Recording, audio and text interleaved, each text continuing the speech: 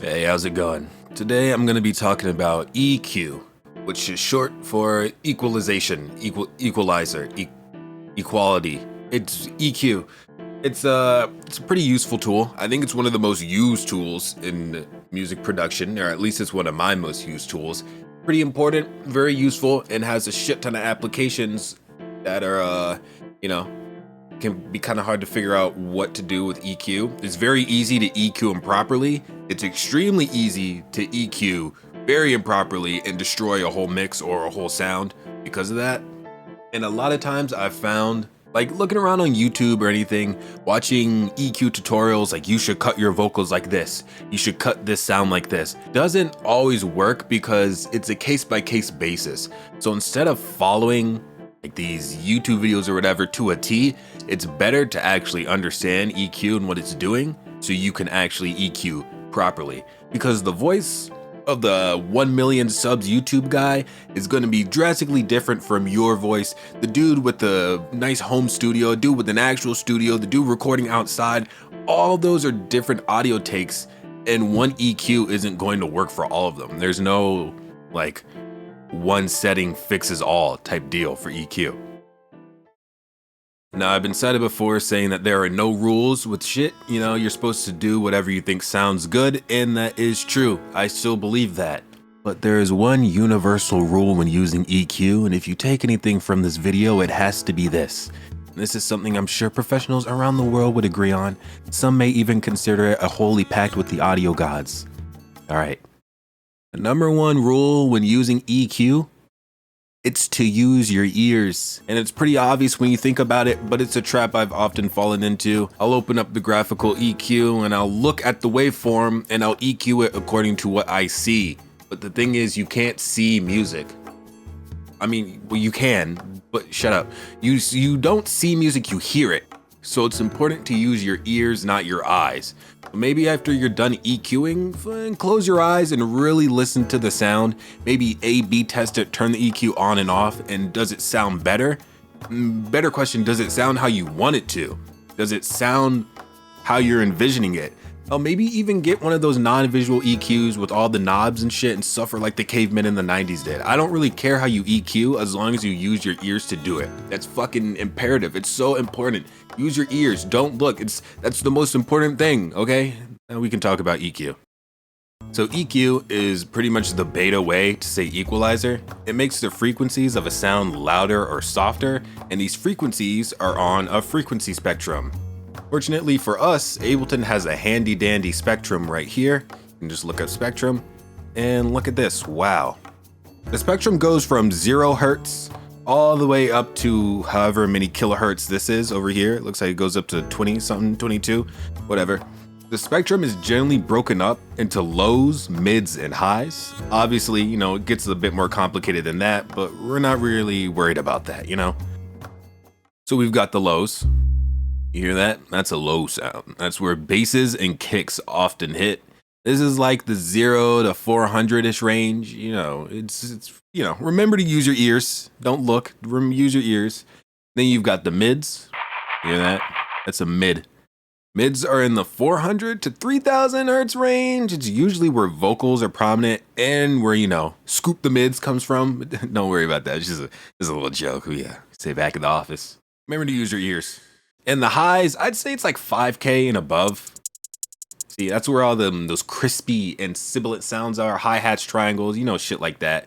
Remember to use your ears. Now keep in mind, all these ranges, they're like rough. You know, it's not all set in stone of where these are the lows, these are the mids. They're general ranges, and, you know, you'll get an idea of what they are as you like listen and, you know, explore around with an EQ. And for beginners, there's charts that tell you what sounds sit where. Like I put up a chart here. No, it shows you like where the kick is, where the snare is, where the hi-hat, all that stuff is. These are okay, I guess. Not really. I'd recommend just getting a song or a sound or anything and just sweeping through it to hear what sounds are audible and what frequency. And that'll kind of help train your ear to get used to like associating the lows with these sounds and et cetera, et cetera. Now for EQ options, there are a lot of EQs. Honestly, there's way too many. And if you're just starting out, man, just use the stock one included in your DAW. Don't be tricked into thinking you need this plugin or that third-party EQ. For the sake of learning, just know they pretty much all do the same shit, sort of. Like, it's all EQing, it's all adjusting frequencies. If you're an Ableton, you'll most likely be using the handy-dandy EQ8 right here. There we go, look at that.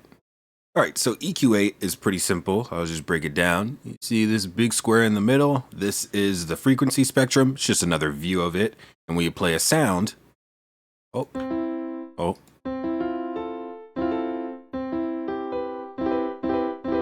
at that. It'll all show up down here. Pretty cool. It has 8 filters, which can be turned on and off by clicking these little squares down here. Look at that, 1, 2, 3. By default, it'll just have the first 4 on, and these cover a pretty good range, but if you want more, you can click here and add more of them like that. Additionally, you can move each filter just by clicking on it and dragging it around, and that will let you, start EQing. Like play a chord.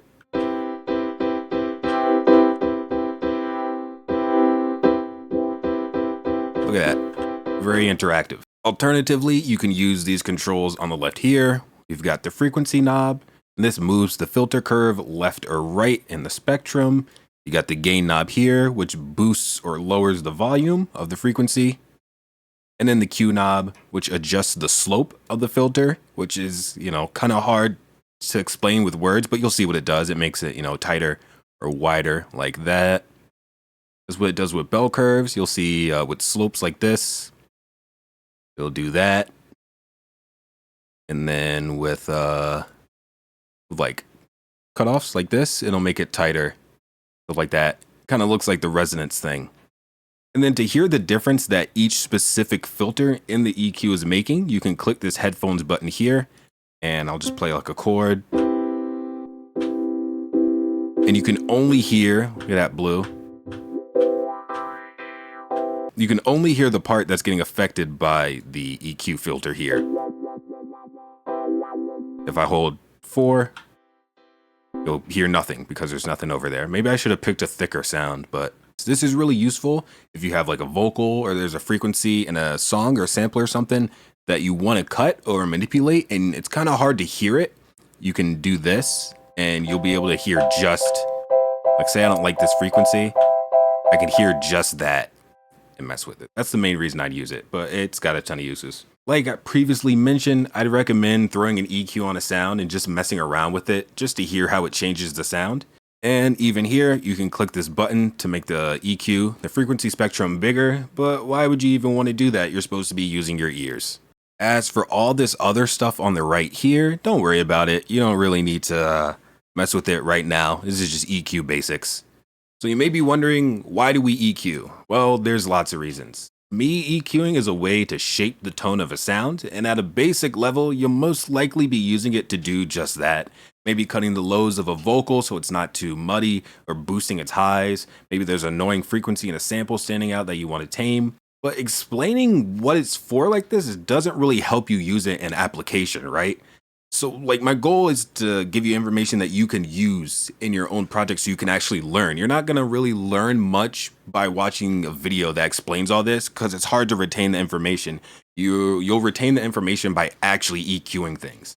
So instead of just explaining what I'll use it for, I'll give you some reoccurring examples of when I'd use an EQ and when you might want to. First one would be corrective EQ. Sometimes I'll get a drum loop or a sample or anything and I'm like, wow, these highs are way too high. And to even it out with the rest of my song, I can correct the problem frequencies with an EQ. So we can take like this here. Look at that. Oh my God, that's very loud. I'm so sorry.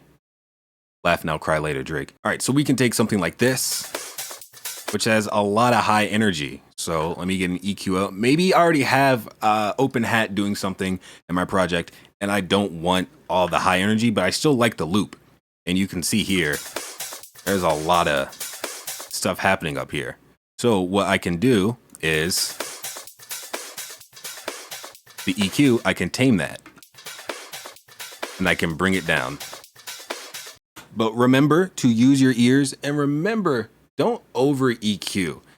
if you're doing a million different cuts and changes to the tone of a sound, the sound's fucked, man. You got to use something else. Like, get a better recording, find a better sample. If you got to manipulate like the sound to hell and back, you got to do all this and that to your sound just to make it sound how you want, or to have it fit in your mix. There's probably a fundamental issue with the sound itself. Now, if it sounds good, fuck it, go ahead and use it. But just keep in mind, it's very easy to destroy sounds by messing with the EQ too much. You don't overdo it. Another way is sound design. And similar to audio filters and synths, EQs can really change how a sound sounds. This is more experimental and creative, so you can really just go hog wild and do whatever you think sounds good. There's this synth I made here. Don't worry about all this stuff here, but it sounds like this. Pretty cool, right? But I've already got some EQ happening here, but look at how, messing with certain things can change the sound of it. Like, I'll bring the highs back. Look at that. Compared to when the highs are cut. Very different sound. What if I make a resonant peak here? Oh, completely different sound. What if I do in here? Completely different sound. What if I completely get rid of the lows? There's a ton of things you can do with EQ. It's really good for shaping sounds. Random aside, but something for vocals I really like to do is I got this little thing I did here. The way you speak on chicken nuggets is irrelevant. Put some respect on them. Dino nuggets, they're fucking excellent. You can eat them on any sort of day, any occasion. Just put them on your plate. A finger food that anybody can enjoy. You get a happy meal minus the toy, but anyways, so you can put an EQ on it, and sometimes I'll make this little bell curve thing like this. A finger food and it sounds like I'm on like a shitty phone. You get a happy meal minus the toy, but it's okay. Like, who's that girl who sings into telephones? Kind of sounds like that. A finger food that anybody can enjoy. You get a happy meal minus the toy, but it's okay because it's much cheaper. Dino nuggets go a long way. Call my Bieber, I might hook you up with a view for the low ski. Dino nuggets in the back alley, I think you know me.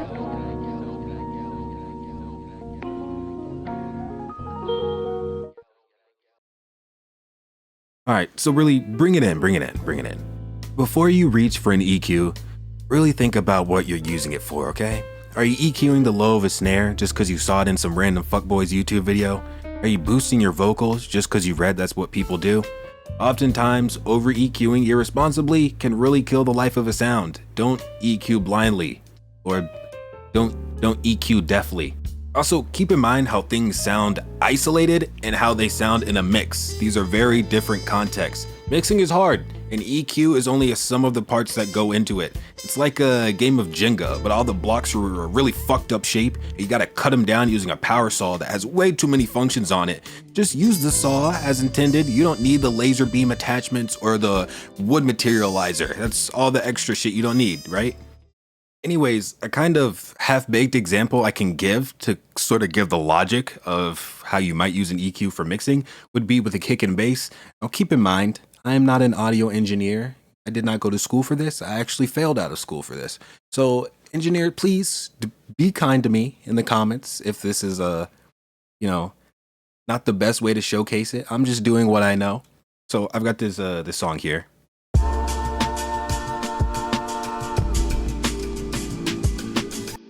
It's pretty cool. Actually, here's the intro.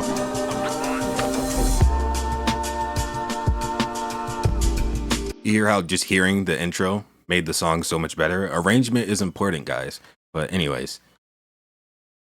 So here, we've got this bass here. It's very subby. Right here. Like, you might not even be able to hear it. It's called the deep sub 808. I can barely hear it with my headphones. But I know it's there, because when I play it on my speakers with my subwoofer, or I play it in my car, that shit, it was very loud. And if we look here, close your eyes first, you hear it's in the low frequencies, right? It's in the lows. And you can look on the spectrum analyzer here. It's around 50 hertz, right? Here we have this kick that I'm using. you can hear it kind of takes up the same space.